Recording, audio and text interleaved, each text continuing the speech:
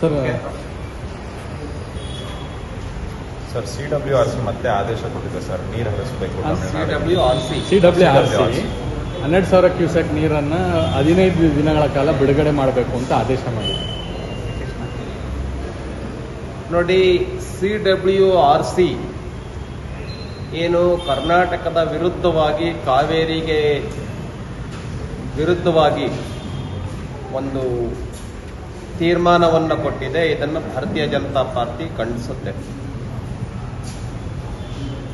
15,000 cusecs ನೀರನ್ನ 12 ದಿನ ಬಿಡಬೇಕು.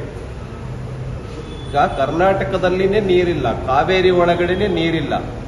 ಮಳೆ ಬರ್ತಾ ಇದೆ, ಒಂಥರ ನೆಲನೂ ಕೂಡ ತೊಯ್ತಾ ಇಲ್ಲ, ಅಷ್ಟರ ಮಟ್ಟಿಗೆ ಮಳೆ ಬರ್ತಾ ಇದೆ ಕರ್ನಾಟಕ ರಾಜ್ಯದಲ್ಲಿ.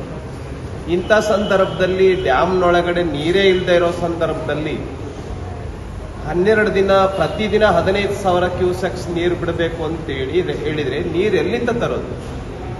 ಇದೆಲ್ಲದಕ್ಕೂ ಈ ತರದ ಡಿಸಿಷನ್ ಬರೋದಕ್ಕೆ ಕಾರಣ ಯಾರಪ್ಪ ಅಂತ ಹೇಳಿದ್ರೆ ನಮ್ಮ ರಾಜ್ಯದ ಮುಖ್ಯಮಂತ್ರಿಗಳು, ನಮ್ಮ ರಾಜ್ಯದ ನೀರಾವರಿ ಸಚಿವರು, ನಮ್ಮ ರಾಜ್ಯದ ಸರ್ಕಾರ ಏನಿದೆ ಕಾಂಗ್ರೆಸ್ ಸರ್ಕಾರ, ಆ ರೀತಿಯ ಒಂದು ತಯಾರಿಯನ್ನೇ ಮಾಡದೇನೆ ಕರ್ನಾಟಕ ರಾಜ್ಯದಲ್ಲಿ ರೈತರನ್ನ ಉಳಿಸಬೇಕು, ಕರ್ನಾಟಕ ರಾಜ್ಯದಲ್ಲಿ ಕುಡಿಯೋ ನೀರನ್ನು ಉಳಿಸ್ಕೊಳ್ಬೇಕು ಅನ್ನುವಂತ ಒಂದು ಸಣ್ಣ ಕಳಕಳಿ ಇಲ್ದೇನೆ, ಸಮಯವನ್ನ ವ್ಯರ್ಥ ಮಾಡಿ, ಏನು ಯೋಜನೆ ಇಲ್ದೇನೆ ವಿನಾಕಾರಣ ಸಮಯವನ್ನ ಏನು ವ್ಯರ್ಥ ಮಾಡ್ತಾ ಇದೆ ಈ ಸರ್ಕಾರ.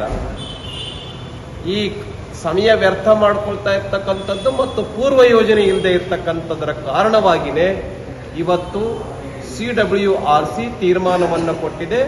12 ದಿನ ಪ್ರತಿದಿನ 15,000 ಕ್ಯೂಸೆಕ್ಸ್ ನೀರು ಬಿಡಬೇಕು ಅಂತ. 15 ದಿನ 12,000, ಸಾರಿ 15 ದಿನ 12,000 ಕ್ಯೂಸೆಕ್ಸ್ ನೀರು ಬಿಡಬೇಕು ಅಂತ. ಆದ್ರಿಂದ ಇದನ್ನ ಭಾರತೀಯ ಜನತಾ ಪಾರ್ಟಿ ಖಂಡಿಸುತ್ತೆ. ಒಳ್ಳೆ ಅಡ್ವೊಕೇಟ್ಗಳನ್ನ ಇಟ್ಕೊಂಡು, ಒಳ್ಳೆ ವಕೀಲರನ್ನ ಇಟ್ಕೊಂಡು, ಸರಿಯಾದ ವಾದವನ್ನ ಮಂಡನೆ ಮಾಡ್ತಕ್ಕಂಥ ಅಡ್ವೊಕೇಟ್ಗಳನ್ನ ಇಟ್ಕೊಳ್ದೇನೆ ಈ ರೀತಿ ಪ್ರತಿದಿನ 12,000 ಕ್ಯೂಸೆಕ್ಸ್ ನೀರನ್ನ 15 ದಿವಸ ಹರಿಸಬೇಕು ಅಂತಕ್ಕಂಥದ್ದೇನಿದೆ, ಇದು ಕರ್ನಾಟಕದ ಜನವಿರೋಧಿ ನೀತಿ ಆಗಿದೆ. ಇದು ಕರ್ನಾಟಕದ ರೈತ ವಿರೋಧಿ ನೀತಿಯಾಗಿದೆ. ಆದ್ರಿಂದ ಕೂಡಲೇ ಸರ್ಕಾರ ಎಚ್ಚೆತ್ತುಕೊಳ್ಬೇಕು. CWRC ಮುಂದೆ ನೀರು ಬಿಡಕ್ ಆಗೋದಿಲ್ಲ, ಕರ್ನಾಟಕ ರಾಜ್ಯದ ಪರಿಸ್ಥಿತಿ ಬಹಳ ಕಠಿಣ ಇದೆ, ಕುಡಿಯೋಕ್ ನೀರಿಲ್ಲ ಅನ್ನುವಂಥದ್ದನ್ನ ಸರಿಯಾಗಿ ವಾದ ಮಂಡನೆ ಮಾಡಬೇಕು ಅಂತೇಳಿ ನಾನು ಈ ಸಂದರ್ಭದಲ್ಲಿ ಆಗ್ರಹ ಪಡಿಸ್ತೇನೆ. ಕರ್ನಾಟಕ ರಾಜ್ಯದಲ್ಲಿ ಏನ್ ಬರ ಇದೆ, ಆ ಬರಕ್ಕೆ ಸಂಬಂಧಪಟ್ಟಂತೆ ಕಾಂಗ್ರೆಸ್ ಸರ್ಕಾರ ಏನೂ ಮಾಡಿಲ್ಲ. ರೈತರನ್ನ ಆತ್ಮಹತ್ಯೆ ಮಾಡಿಕೊಳ್ಳೋ ರೀತಿನಲ್ಲೇ ಈ ಸರ್ಕಾರ ನಡ್ಕೊಳ್ತಾ ಇದೆಯೇ ವಿನಃ ರೈತರಿಗೆ ಏನಾದರೂ ಸಹಾಯ ಮಾಡಬೇಕು, ಸಹಕಾರ ನೀಡಬೇಕು, ರೈತರನ್ನ ವಿಶ್ವಾಸದಿಂದ, ಭರವಸೆಯಿಂದ ಬದುಕುತರ ಮಾಡಬೇಕು ಅಂತಕ್ಕಂಥ ಯಾವುದೇ ನಡೆಯನ್ನ ಈ ಸರ್ಕಾರ ಮಾಡ್ತಾ ಇಲ್ಲ. ಉದಾಹರಣೆಗೆ ನಾನು ಹೇಳೋದಾದ್ರೆ, ಇಡೀ ಕರ್ನಾಟಕ ರಾಜ್ಯದಲ್ಲಿ ಬರ ಇದೆ. ಈ ಬರ ಅಂತ ಇರ್ತಕ್ಕಂಥ ಸಂದರ್ಭದಲ್ಲಿ ರೈತರು ಏನ್ ಬಿತ್ತಿರ್ತಕ್ಕಂಥದ್ದು ಸಂಪೂರ್ಣ ನಾಶ ಆಗಿದೆ.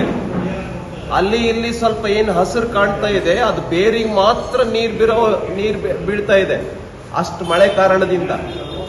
ಈಗ ಮೆಕ್ಕೆಜೋಳ ಇದೆ, ತೆನೆನೇ ಬರ್ತಾ ಇಲ್ಲ. ಆಮೇಲೆ ಶೇಂಗಾ ಇದೆ, ಒಣಗೋಗಿದೆ. ಕಡಲೆ ಶೇಂಗಾ ಕಾಯಿನೇ ಹಿಡ್ದಿಲ್ಲ. ಹೆಸರು ಸಂಪೂರ್ಣ ನಾಶ ಆಗಿದೆ. 1 ಎಕರೆಗೆ ಏನು 8 ರಿಂದ 12 ಕ್ವಿಂಟಾಲ್ ಹೆಸರೇನು ಬರಬೇಕಾಗಿತ್ತು, ಅಲ್ಲಿ 20 ಕೆಜಿ 30 ಕೆಜಿ ಬಹಳ ಈ ಸಾಸಿವೆ ಕಾಳಿನಷ್ಟು ಸಾಸಿವೆ ಸೈಜ್ ಇದೆ ಹೆಸರು ಕಾಳು. ಇಂಥ ಭೀಕರ ಪರಿಸ್ಥಿತಿ ಇದೆ.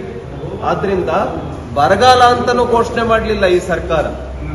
ಬರಗಾಲ ಅಂತ ಘೋಷಣೆ ಮಾಡಿದ್ರೆ ಪರಿಹಾರ ಕೊಡಬೇಕಾಗುತ್ತೆ ಅನ್ನುವಂತ ಒಂದು ಕಾರಣದಿಂದ ಈ ಸರ್ಕಾರ ಬರಗಾಲ ಅಂತ ಅನೌನ್ಸ್ಮೆಂಟ್ ಮಾಡಿಲ್ಲ. ಈ ರೀತಿ 6 ತಂಡಗಳನ್ನ ಮಾಡಿ ಇಡೀ ರಾಜ್ಯದ ಬರ ವೀಕ್ಷಣೆಯನ್ನ ಏನು ಭಾರತೀಯ ಜನತಾ ಪಾರ್ಟಿ ಮಾಡಿದೆ, ಅದನ್ನ ನಾಳೆ ಸಂಜೆ ಅಷ್ಟೊತ್ತಿಗೆ ನಮ್ಮ ರಾಜ್ಯ ಅಧ್ಯಕ್ಷರಿಗೆ ವರದಿಯನ್ನ ಸಂಗ್ರಹ ಮಾಡಿ ನಾವು ಸಲ್ಲಿಸ್ತಾ ಇದ್ದೇವೆ.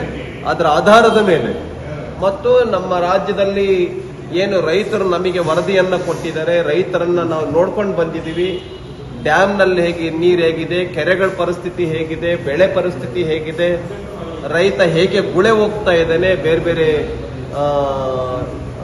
ರಾಜಧಾನಿಗಳಿಗೆ, ಬೇರೆ ಬೇರೆ ರಾಜ್ಯಗಳಿಗೆ. ಇದನ್ನೆಲ್ಲವನ್ನು ಕೂಡ ಸಂಗ್ರಹಿಸಿ ನಾವು ರಾಜ್ಯಾಧ್ಯಕ್ಷರಿಗೆ ಕೊಡ್ತೀವಿ ಮತ್ತು ಸರ್ಕಾರಕ್ಕೆ ಆಗ್ರಹಪಡಿಸ್ತೇವೆ. ಕೂಡಲೇ ಬರಗಾಲಕ್ಕೆ ತುತ್ತಾದ ರಾಜ್ಯ ಅಂತ ಅನೌನ್ಸ್ಮೆಂಟ್ ಮಾಡಬೇಕು. ಪ್ರತಿ ಎಕರೆಗೆ 50,000 ರೂಪಾಯಿ ಹಣವನ್ನು ಬಿಡುಗಡೆ ಮಾಡಬೇಕು ಅಂತ ನಾವು ಈ ಸಂದರ್ಭದಲ್ಲಿ ಆಗ್ರಹಪಡಿಸ್ತಾ ಇದ್ದೀವಿ. ನಾಳೆ ವರದಿಯನ್ನ ನಮ್ಮ ರಾಜ್ಯಾಧ್ಯಕ್ಷರಿಗೆ ಸಲ್ಲಿಸ್ತೇವೆ. ಸದನದಲ್ಲೂ ಕೂಡ ಚರ್ಚೆ ಮಾಡ್ತೇವೆ. ಈ ವಿಷಯವನ್ನ ಸದನದಲ್ಲೂ ಕೂಡ ನಾವು ಚರ್ಚೆ ಮಾಡ್ತೇವೆ. ಬರಗಾಲ ಅಂತ ಅನೌನ್ಸ್ಮೆಂಟ್ ಮಾಡಬೇಕು, ಜೊತೆಗೆ 50,000 ರೂಪಾಯಿ ಎಕರೆಗೆ ಕೊಡಬೇಕು, ಜೊತೆನಲ್ಲಿ ಸಾಲ ಮನ್ನಾ ಮಾಡಬೇಕು ರೈತರದ್ದು. ಈ ವಿಷಯಗಳನ್ನ ಇಟ್ಕೊಂಡು ಸದನವನ್ನು ನಡೆಯಕ್ ಬಿಡೋದಿಲ್ಲ. ಆ ರೀತಿಯ ಒಂದು ದೃಢ ನಿರ್ಧಾರವನ್ನ ಭಾರತೀಯ ಜನತಾ ಪಾರ್ಟಿ ಮಾಡಿದೆ.